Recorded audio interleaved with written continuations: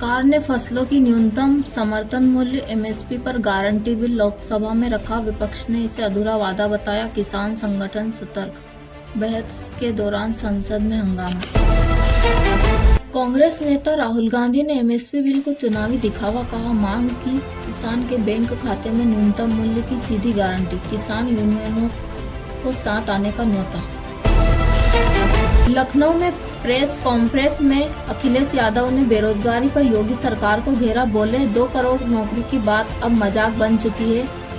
SP ने बेरोजगारी रथ यात्रा का ऐलान किया। दिल्ली के सीएम ने आप नेताओं के खिलाफ कार्रवाई को तानाशाही करार दिया। बोले आंदोलन से निकले हैं, जेल से नहीं डरते। 10 जुलाई को पूरे देश में विरोध प्रदर्शन की तैयारी। बिहार में तेजस्वी यादव की पदयात्रा लगातार लोकप्रिय हो रही है। बेरोजगारी, परीक्षा घोटाले और सरकारी भर्तियों की मांग को लेकर नारेबाजी। यात्रा गया पहुंची।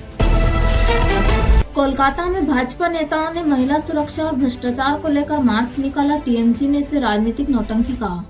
पुलिस ने कई कार्यकर्ताओं को हिरासत में ले लिया। एनसीपी नेता अजित पवार ने कहा, जनता की उम्मीद से जुड़ना हमारा उद्देश्य है। बीजेपी और एनसीपी के रिश्तों में तनाव बढ़ा। अगले चुनाव में अलग राह की संभावना। बेंगलुरु में कांग्रेस, एएपी, टीएमसी और डीएमके नेताओं की डिजिटल मीटिंग हुई। 2026 लोकसभा चुनाव को ध्यान में रखते हुए सोशल मीडिया अभियान की तैयारी। डिजिटल जनता दरबार शुरू करने की योजना। 3000 करोड़ के कृषि ऋण माफी पैकेज की घोषणा हुई। लाभार्थी 28 लाख किसान। विपक्ष ने इसे चुनाव स्टंट कहा।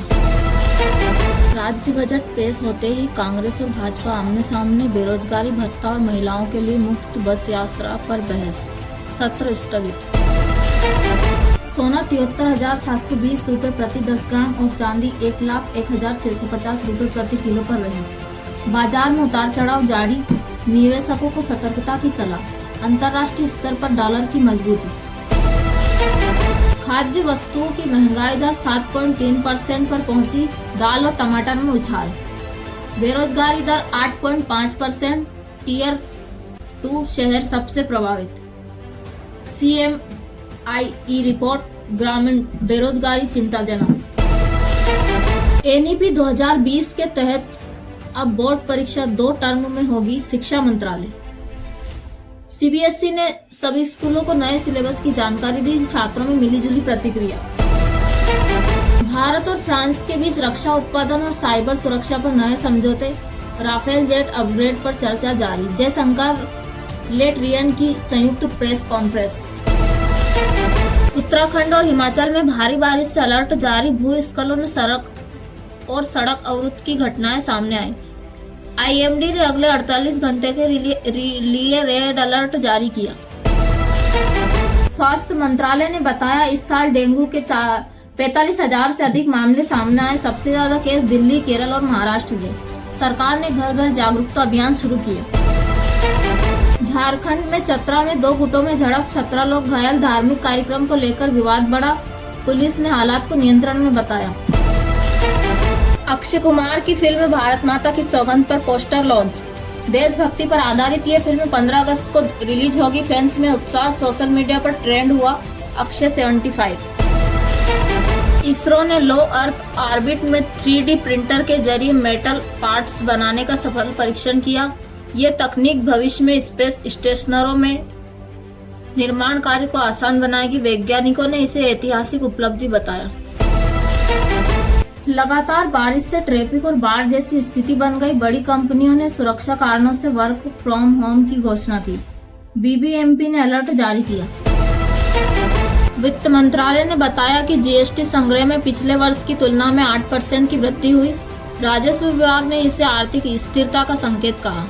महाराष्ट्र, कर्नाटक और गुजरात टॉप पर। अब यूजर्स किसी भी चैट को पासकोड या फिंगरप्रिंट से लॉक कर सकेंगे। ये फीचर चरणबद्ध तरीके से रोल आउट हो रहा है। यूजर्स की प्राइवेसी को मजबूत करेगा। अब यूजर्स को खास तौर पर हिंदी ट्रेंड्स की लाइव फीड मिलेगी। ये फीचर भारत में खास तौर पर एक्टिव हुआ है। हिंदी क्रिएटर्स को मिलेगा बड़ा फायदा। आईएमएफ की नई रिपोर्ट के अनुसार वैश्विक चुनौतियों के बावजूद भारत की वृद्धि दर सकारात्मक रहेगी। मुद्रास्फीति और ग्लोबल ट्रेंड मंदी को बताया बड़ा जोखिम। सरकार ने रिपोर्ट का स्वागत किया। अब सभी स्टेशनों पर स्मार्टफोन की से एंट्री और एग्जिट की सुविधा उपलब्ध। पेपर टिकट बंद, डिजिटल पेमेंट को बढ़ावा। डीएमआरसी ने इसे ग्रीन ट्रांजिट पहल कहा। बढ़ती महंगाई को देखते हुए स्टेट बैंक ने रेट में 0.25% की बढ़ोतरी की। पुराने ग्राहकों पर भी असर पड़ेगा। नई दरें आज से लागू। सीबीडीटी की रिपोर्ट के अनुसार 2024-25 की पहली तिमाही टैक्स वसूली तेजी से हुई। सबसे ज्यादा टैक्स बिटकॉइन और ईटीएच ट्रेड पर। सरकार रेगुलेशन को लेकर जल्द नीति जारी करेगी। इंडिगो ने 2,860 रुपये करोड़ का मुनाफा दर्ज किया, जो पिछले साल की तुलना में 72% अधिक है। घरेलू और इंटरनेशनल फ्लाइट्स में बढ़ोतरी मुख्य कारण। स्टॉक मार्केट में कंपनी के शेयर चढ़े। विश्व स्वास्थ्य संगठन ने चेतावनी दी, जुलाई अगस्त में संक्रमण बढ़ सकता है। कमजोर इम्यूनिटी वाले लोगों को विशेष सतर्कता की सलाह। स्वास्थ्य मंत्रालय ने राज्यों को एडवाइजरी जारी की। भारतीय पर्वतारोहियों ने एक साथ फतेह किया शिखर। उत्तराखंड की पर्वतारोहण टीम ने एवरेस्ट पर चढ़कर तिरंगा फहराया। इस बार टीम में 3 महिलाएं भी शामिल थी। प्रधानमंत्री ने ट्वीट कर बधाई दी।